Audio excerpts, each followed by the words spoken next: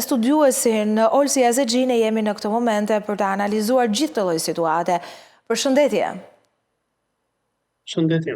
Faleminderit që na bashkohesh sot në një situatë shumë delikate, të cilën si do ta përkufizoje?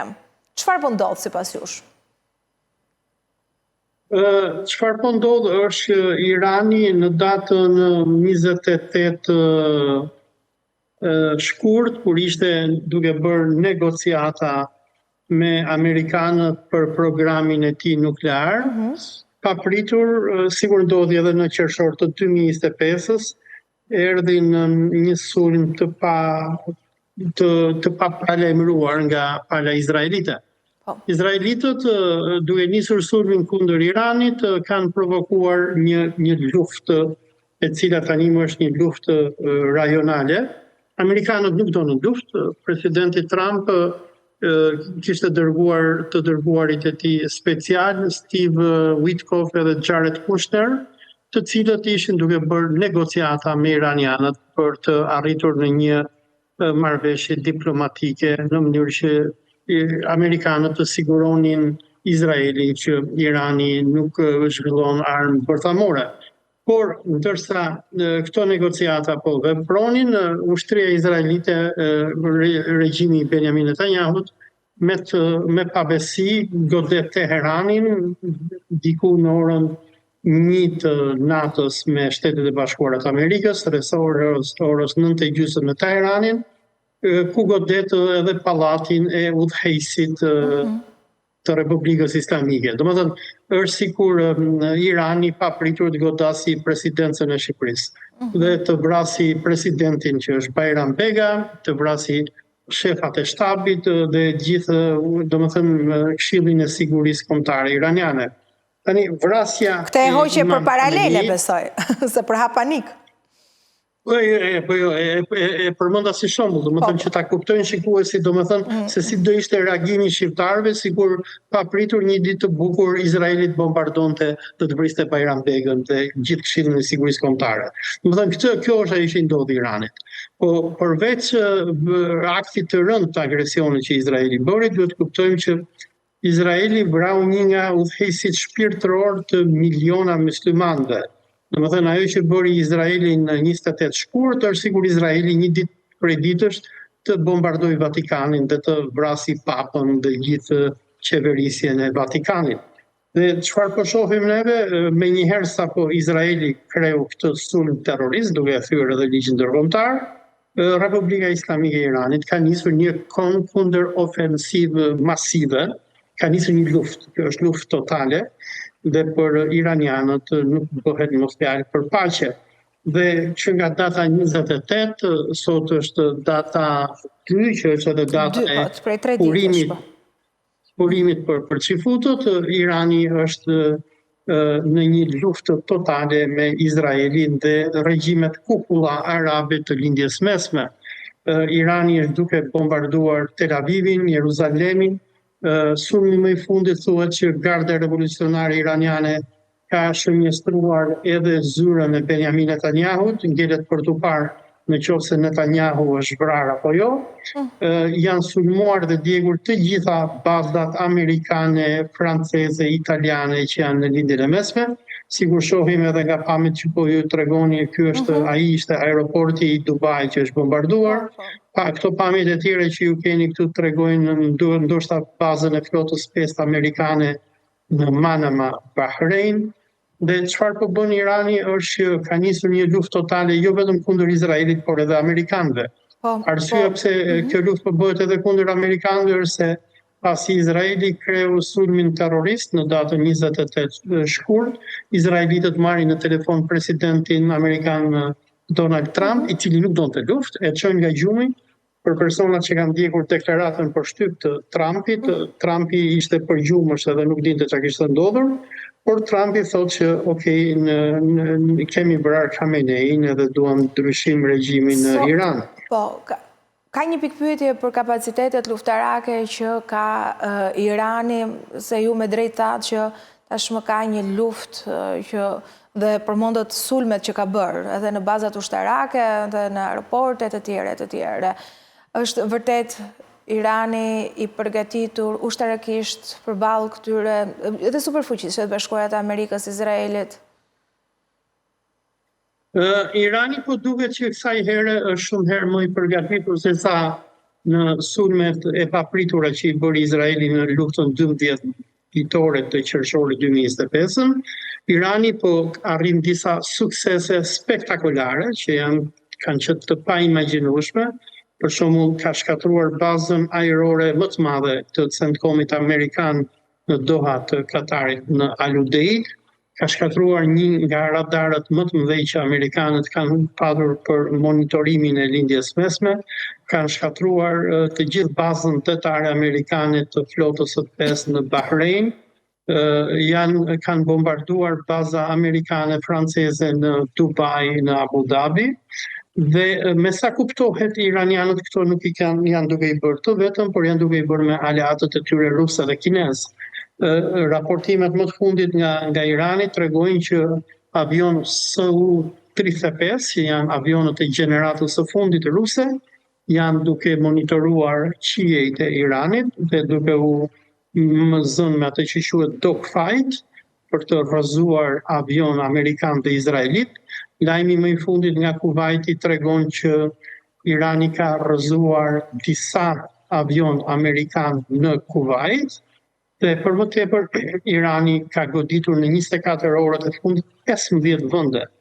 Është goditur Çiproja greke, ku një bazë britanike që është aty, është një nga bazat kryesore që amerikanët kanë përdorur për të lëshuar raketat Tomahawk edhe nisur avionët në Iranin. Janë sulmuar bazat amerikane në Jordani, në Arabinë Saudite, në Oman, në Katar, në Bahrein, në Emiratet Arabe. Pra, Irani çka ka bërë, dhe përveç kësaj, ka bërë edhe sulmin më spektakolar, që është mbyllja e kanalit të Hormuzit. Besoj se ju në Shqipëri do ta shikoni këtu është momenti video që treguohet ishte goditja e Burj Al Arab, një nga hotelet kryesore të Dubait, se përveç se po sulmon dhe shkatron baza amerikane, Irani po sulmon edhe hotele në Kuwait. Për çfarë arsye? Për mesazh është kjo? Jo, po sulmohen hotelet ku qëndrojnë ushtarakët amerikanë. Bides garda revolucionare iraniane i ka bërë thirrje amerikanëve që të ulin, të lënë armët edhe të largohen sa më shpejt. Irani, domethënë akti më strategjik i Iranit, sikur u tregua edhe në foton pastaj tani, është mbyllja e kanalit të Hormuzit. Nga kanali Hormuzit kalon 20% e naftës së botës. Në përbursa çmimi i naftës po rritet me shpejtësi dhe besoj që ju në Shqipëri brenda 4-5 ditësh do shikoni që çmimi i naftës do të rritet shumë. Por duke goditur në veçanti. Një lloj ne jemi mësuar se marrim më shtrenjtë se vendet e rajonit. Këtu pastaj edhe atë se çfarë do të ndodhi. Dhe pastaj është analizën vete kjo. Kjo është për të... Por domethënë kastrati mezi pret luftën që t'ju rrisit çmimin domethënë. Edhe normalisht e rrit edhe duke pa televizore, edhe pse i ka depozitat me naftë që ka marrë më herët. Por puna është këtu që kjo do shkaktojë dhe po shkakton një krizë globale. Po kemi kriza në për stock exchange-at në për bursat e Azis, por edhe të SBA-s besoj sot, dhe për më tepër kriza më e madhe është ajo kriza e ekspatëve të gjirit. Se këto regjimet sikur regjimi i Emirateve Arabe, sikur Katari, sikur Kuwaiti, sikur Bahreini, sikur Arabia Saudite, këto janë parajsa që ekzistojnë në mesin e shkretëtirës. Por në momentin kur Irani po godet infrastrukturën e këtyre vendeve, dhe nëse Irani do fillojë të godasi centralet elektrike që prodhojnë rrymën, apo edhe impjantet e pastrimit të ujit, se këto vende nuk kanë ujë, e marrin ujin nga deti dhe i heqin kripën, atëherë ne do të shohim një kaos total. Qeveria britanisë madhe dje ka kërkuar 76.000 qytetarëve britanik që të largohen urgjentisht nga Emiratet Arabe, dhe shumë po largohen nëpërmjet tokës, dalin nga deti kuq, marrin avion dhe shkojnë për në Egjipt edhe gjet. nga që gjithë gjiri persik tani më është në zjarr. Pse po e bën Irani këtë gjë? Po e bën nga që këto regjimet arabe, sikur regjimi i Arabisë Saudite, Emiratet Arabe, Katari, janë kthyer në baza të CIA-s amerikane. Për shembull, sot Irani ka goditur, apo dje ka goditur ambasadën izraelite në Abu Dhabi, ambasadën amerikane në Kuwait, ambasadën amerikane në Dubai dhe zyrën e FBI-s në Dubai. Dhe Irani është duke goditur objekte strategjike amerikane, porte, aeroporte e tjerë, në mënyrë që ti detyroj amerikanët që të largohen nga gjiri persik. Pamja që ju tregoni për shembull më herët ajo cisterna, është një nga shumë cisterna që garda revolucionare iraniane është duke mbytur në gjirin persik, nga që ka dhënë urdhër që kushtica e Hormuzit nuk do të jetë më e kalueshme. Në ditët në vijim, ndërsa do të shohim në Evropë një krizë masive për naftë, sulmi më i fundit iranian para 3 orësh ishte goditja e depozitave të Saudi Aramcos, që është kompania shtetërore e prodhimit naftës Arabisë Saudite. Pra ndërsa në Evropë do të shohim krizë për naftë, në vendet e gjirit do kemi një krizë të paparë për bukë dhe ujë, se këto vende nuk prodhojnë asgjë. Pasuria e vetme e tyre është nafta dhe ato ujin e marrin që nga Tepelena, uji Tepelena që kemi në Shqipëri e deri te ujërat italianë të tjerë, apo ushqimet i marrin nga Evropa, nga Turqia e tjerë. Dhe e gjithë ky kaos lindi fal personit që sapo u tregua në ekran, Benjamin Netanyahu, i cili bëri atë që asnjë president amerikan nuk ka ndërruar që të bëjë, që të shkojë në luftë me Iranin.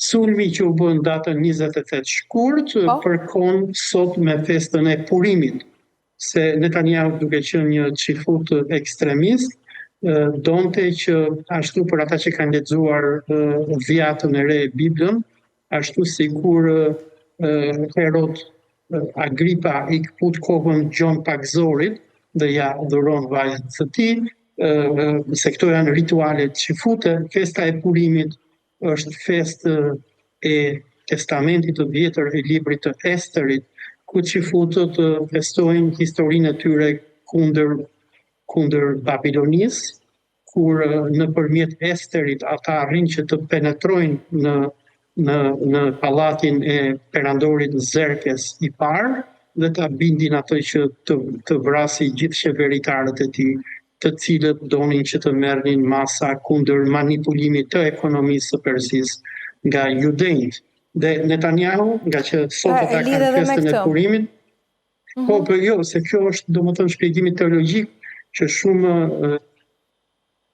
politikanë që fut kanë bën, edhe Netanyahu donte patjetër që të kishte kokën e Khameneit, një nga armiqve më të mëdhenj të Izraelit, donte që t'ia dhuronte çifutrisë botërore si dhurat me rastën e festës Purimit. Tani, çfarë Netanyahu dhe Trumpi kanë deklaruar në publik është që qëllimi i sulmit terrorist kundër Iranit ishte ndryshimi i regjimit, por duke vrarë një xhaje 86 vjeçar, sikur është Khamenei, nuk është se ndryshohet regjimi. Biles për mendimin tim nuk. Po, se këtu do dilja në fakt për zëvërtet zotë Yazexhi. 40 ditë për vrasjen, 2 ditë zi, për vrasjen e liderit suprem nga mbështetës që vajtojnë, i kemi parë, po ka dhe nga ata që realisht festojnë. Po qonë gjithë kjo ndërhyrje në rënjen e regjimit, ndërkohë dhe opozita që ka bërë veprimet e veta sa i takon pra hapave që ka hedhur për krijim qeverie. Që prej vitit 1979, kur u bë revolucioni islamik në Iran, dhe qeveria e Ayatollah Khomeinit në atë kohë deklaroi si misionin e saj çlirimin e Palestinës nga kolonët çifut, Izraeli, Amerika, vendet perëndimore kanë shpenzuar me miliarda dollar për të krijuar tradhtar brenda Iranit. Dhe për persona që njohin shumë iranian që jetojnë në perëndim, duke përfshirë edhe këtu Malajzin ku jam unë, nëse ti je iranian, ti do të luftosh kundër regjimit tënd, ambasada gjermane, amerikane, britanike, izraelite do t'japin lek, edhe do thonë vetëm do diçka ta rrëzosh atë regjim. Dhe kuptohet që në Iran ka persona që nuk e duan regjimin islamik, megjithatë shumica e popullatës e do. Dhe në këto momente që ne flasim, edhe pse Netanyahu, atë që bëri në qershor të 2025-s, u mundua që ta bëjë edhe tani, biles pasi e vrau Khamenei doli në media, por edhe Trumpi dhe apelonin iranianëve, i thonin dini dhe përmbysni regjimin e tjerë. Goditja që është bërë kundër Iranit dhe sulmet masive terroriste që po ndërmeren, Izraeli me Amerikanët po rrafshojnë lagjet të tëra të Teheranit, duke goditur të hedhur ner pulla, pallate, spitale e tjerë, kanë efektin negativ. Pra edhe grupet reakcionare, të cilat kërkojnë përmbysjen e regjimit, nuk kanë mbështetje popullore. Ka grupe sikur Mujahidinët, organizatën terroriste që Edi Rama strehon në Manës, apo sikur grupe të tjera të strehuara të që mbështesin Reza Pahlavin, që do donin përmbysjen e qeverisë islamike, por problemi është që ata nuk i mbështet popullit. Populli ju rënd, sepse imagjinoje sikur edhe ti jesh kundër regjimit islamik, për ata që ndjekin edhe media nga Irani, njerëz që nuk e duan qeverin, në momentin që ti shikon një pushtues agresor të huaj që vjen edhe të vret fëmijën, të vret nënën e babën, ti edhe pse urren qeverin tënde, ti do bëhesh me atë, se do mbrosh kombin edhe flamurin. E njëjta gjë do na ndodhte neve në Shqipëri, për shembull, nëse Izraeli do bombardonte Tiranën dhe do vriste Edi Ramën. Ne urrejmë Edi Ramën, por nëse Izraeli do bombardonte dhe do vriste civil të papajshëm, ne do themi, okay, ne urrejmë Edi Ramën, por do mbrojmë kombin, do mbrojmë atë. Dhe kjo është ajo që po ndodh tani, dhe Irani është në një fazë, pasi është vrarë lideri suprem, besoj që garda revolucionare nesër do shpalli udhëheqësin e ri shpirtëror të Iranit, ka mundësi të jetë Mojtaba Khamenei, që është djali i Khomeinit, dhe Mojtaba Khamenei ka shpallur xhihad, luftë të shenjtë. Deri tani udhëheqësi i Iranit ka qenë doktor Arafi. Doktor Arafi është një person që ka qenë në Shqipëri, e njeh shumë mirë Shqipërinë, ka patur edhe një shkollë iraniane, ka qenë mik me Gramoz Ruçin, me Baba Mondin, vinte shpesh në Shqipëri, takoi me Selim Muçën e tjerë. Pra në këto momente kreu i Iranit është doktor Arafiu, i cili ka pathapur edhe shkolla në Shqipëri edhe në Kosovë edhe në Bosnjë, por nesër besoj që udhëheqësi permanent suprem i Iranit do zgjidhet Mojtaba Khamenei, që është djali i Ali Khamenei, që Benjamin Netanyahu vrau, dhe Irani në urdhrat e Mojtabës po nis një luftë globale kundër Amerikës dhe Izraelit. Lajmi më i fundit është që ushtria iraniane ka goditur bazën amerikane të Incirlikut në Turqi, dhe unë besoj që ndoshta në... Tani çfarë sjell kjo, sa e rrezikshme është, nëse vërtet... Kjo tregon që iranianët po nisin një luftë globale kundër amerikanëve, dhe probabiliteti është shumë i lartë që mund goditet edhe Shqipëria. Kjo do ishte pyetja. Kjo do ishte se ma the në përreshta diçka. Ne dim se çfarë ka ndodhur, e dim historikun, Manzën, Mujahedinët. Pse mendon zoti Yazexhi se mund të goditet edhe Shqipëria? Sepse Shqipëria në regjimin e Edi Ramës, që nga viti 2016, është bërë një shtet strehues i terrorizmit ndërkombëtar. Sipas partneritetit me Shtetet e Bashkuara. Partneritet ka edhe Italia, edhe Greqia, edhe Gjermania, po vendet serioze nuk bëjnë idiotësira të këtilla. Këta mujahidinët që ne kemi në Shqipëri, Amerika nuk i lë që në Amerikë, sepse e din që janë terroristë. Dhe kurse Edi Rama për të qëndruar në pushtet në 2016, duke qenë se në Shqipëri nuk ka edhe opozit dhe shoqëri civile që t'i bëj frer këtyre marrëzive të Ramës, e hapi vendin dhe i mori mujahidinët dhe jo vetëm që i mori, po i lejoi ata që të krijojnë një shtet brenda shtetit, që është, nuk e kam fjalën për shtetin Bektashian që donte të bënte Rama, po e kam fjalën për shtetin e Manzës. Dhe nga ky shteti terrorist i Manzës kryen sulme kibernetike kundër Iranit, dhe unë besoj që iranianët ndoshta dyshojnë që agentët vendas iranian që i kanë dhënë informacione CIA-s edhe Mossadit mbi lëvizjet e Imam Khameneit mund të kenë qenë mujahidin të Manzës.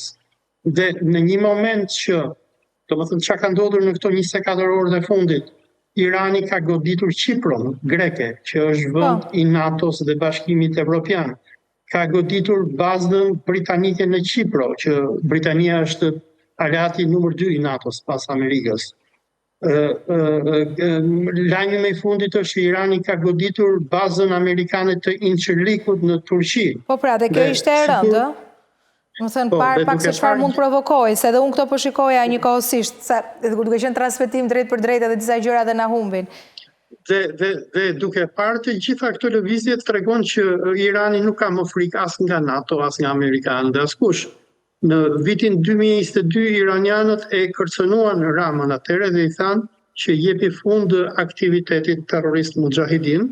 Në 2023 Rama pasi e pa që u braktis nga amerikanët dhe evropianët, se në atë kohë Rama shkoi në Bruxelles, shkoi në NATO, shkoi në Amerikë, dhe gjithë këto fuqit perëndimore i thanë na vjen keq, se Rama tha, ore na ka sulmuar Irani, tha, na ka hakuar kompjuterat, e thoshte ju kemi neve nenin e pestë të NATO-s e tjerë e tjerë, dhe amerikanët, mbaj mend atëherë edhe ambasadoresha Yuri Kim, i thanë publikisht, ti i thanë Ramës, ti je një idiot, i more veç, puna jote se çfarë ti bën me këta, dhe Rama kur e pa që amerikanët dhe evropianët e lanë në balë, më vonë i çoi spakun atyre në qershor të 2023-shit, ku i konfiskoi kompjuterat dhe shumë dokumenta dhe pajisje që këta kishin, se çfarë bëjnë mujahidinët, ata kanë call centra në Manës. Ata marrin njerëz në telefon, Irani thonë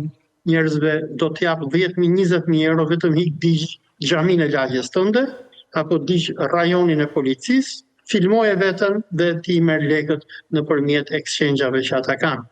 Dhe dua të them që Shqipëria me Ramën i ka hyrë një aventure që asnjë vend serioz demokratik nuk do të guxonte. Për personat që kanë ndjekur prononcimet e Bashkimit Evropian në ditëve të fundit, të qeverisë spanjolle, norvegjeze etj, të gjitha janë duke denoncuar sulmin ilegal dhe terrorist i Izraelit kundër Iranit. Unë uroj shumë si shqiptare që jetoj këtu që ti t'jesh i gabuar, do isha i lumtur që ta kesh gabim këtë gjën që po thua për sa i përket sulmit, si çdo shqiptar që jeton këtu. Pavarësisht se çfarë i faturojmë kryeministrit Edi Rama, është tjetër gjë. Po e thën kështu është shumë e frikshme. Populli shqiptar thot, koka bën, koka pëson. Në korrik të vitit 2022, unë dhe gazetari Gjergj Thanasi i bëm një letër presidentit Ilir Meta, Këshillit të Sigurisë Kombëtare, Edi Ramës, ministrit Quçi që Rama e ka edhe patxhanak në tjetër kohë, ku i shkruanin, po përse kanë nisi me Delinën të dy, dhe e paralajmëruam presidentin Ilir Metën dhe Ramën dhe i thamë që nga Shqipëria po kryen sulme terroriste kundër një vendi tuaj. Dhe në atë kohë e pyetëm Ilir Metën edhe Ramën, i tham, dhe Këshillin e Sigurisë Kombëtare, dhe i tham, ore, a është Shqipëria në luftë me Republikën Islamike të Iranit apo jo? Ilir Metën, të cilën e kanë takuar disa muaj më vonë, edhe i thash, ore, pse nuk u përgjigje, ai më thoshte po se kam lexuar letrën, se kuptohet kishin frikë nga amerikanët. Rama nuk u përgjigj asnjëherë, dhe çfarë ndodhi? Ndodhen sulmet kibernetike. Puna është që në Shqipëri, këta pushtetarët shqiptar e kanë mendjen apo atë qarkun e mendimit e kanë shumë të shkurtër. Këta veprojnë sikur Belinda Balluku me Ergys Agasin që hajde diellim neve se s'ka gjë, se nuk na gjen gjë. Por Çdo politikan që tjetë nuk e çbën dot marrëdhënie me Shtetet Bashkuara të Amerikës, e vërtet po ja faturim kryeministrit Rama. Po zonjë, ne nuk po themi që është populli pro-amerikan, i kanë bërë gjitha sondazhet. Më fal, dëgjoj, ti mund të jesh populli më pro-amerikan, singapurianët ku jetoj unë janë edhe më pro-amerikan se sa ne, po Singapuri nuk e djeg vendin e tij. Dhe jemi pro-amerikan, por në vitin 2022, kur ndodhën sulmet kibernetike, doli ambasadori amerikan Yuri Kim dhe i tha Ramës në media, në prezencë të gjithë gazetarëve, i tha, por e tha, ne u tham juve që ti merrni këta mujahidinët, po nuk u tham juve që ti lini këta që të merren me aktivitet terrorist. Dhe është budalliku juaj pse i lini këta. Problemi me shqiptarët është se ndonjëherë kanë më shumë zell se sa duhet dhe bëhen më katolik se sa papa. Ashtu sikur Enver Hoxha që u bë më komunist se sa Marksi, Edi Rama është bërë më zionist se sa ky burri që është çështje bindje tënden apo ke informacion për këtë sulmin që mund të vi Shqipërisë nga Irani? Ke analizë apo një mesazh për shkak të mënyrës se si e shikon politikën këtu? Është analizë e cila tregon për shkallëzimin e luftës. Domethënë, iranianët në luftën e qershorit 2025 bën marrëveshje me amerikanët, i thanë neve do të godasim bazën tuaj në Katar, juve na goditët Natanzin dhe mbyllim muhabetin. Ndërsa në këto momente iranianët jo vetëm që po godasin armikun e tyre që është Izraeli, jo vetëm që po godasin këto regjimet arabe që kanë rreth për qark, por në 48 orët e fundit kanë goditur 2 vendet NATO-s. Shqipërin edhe Turqinë. Sepse domethënë, më fal, me një mikun tim, me gazetarin Gjergj Tanasi, unë kam disa ditë që diskutojmë atë dhe them ore do goditet Shqipëria. Edhe ai më thotë jo, nuk goditet dot se Shqipëria është vend antar i NATO-s. U goditën 2 vende antare. Dhe nuk u ngrit artikulli 5 për të patur NATO-n të në luftë me Iranin. Tani, në korrika ngushtë kur ka qenë atëre, kur ndodhën Shtator 2022, kur ndodhën sulmet kibernetike, Rama shkoi në Këshillin e NATO-s dhe i thoshte atyre, ora është NATO, është artikulli 5 dhe tjerë e tjerë, ata i thanë, hik në shtëpi zotni i dashur edhe shiko hallet e tua. Nuk hyrin NATO të mbroj Shqipërinë. E kuptova, kam qartë. Unë ta them këtë për rekord, edhe po u sulmua Manza, NATO nuk do ta mbroj Shqipërinë. Pik. Sepse Shqipëria, duke ndërtuar bazën mujahidine, ka thyer ligjin ndërkombëtar. Dhe Zexhi, për çështje minutash, dhe se duhet të zëvendësoj panelin dhe duhet t'ju përshëndes, se ndoshta do të kisha qëndruar edhe pak, po besoj do të jemi sërish në ditët në vijim, në varësi të informacioneve, zhvillimeve dhe se si do të marrë gjithë kjo lloj situate, kështu që për sot më duhet të përshëndes. Faleminderit për thoshë.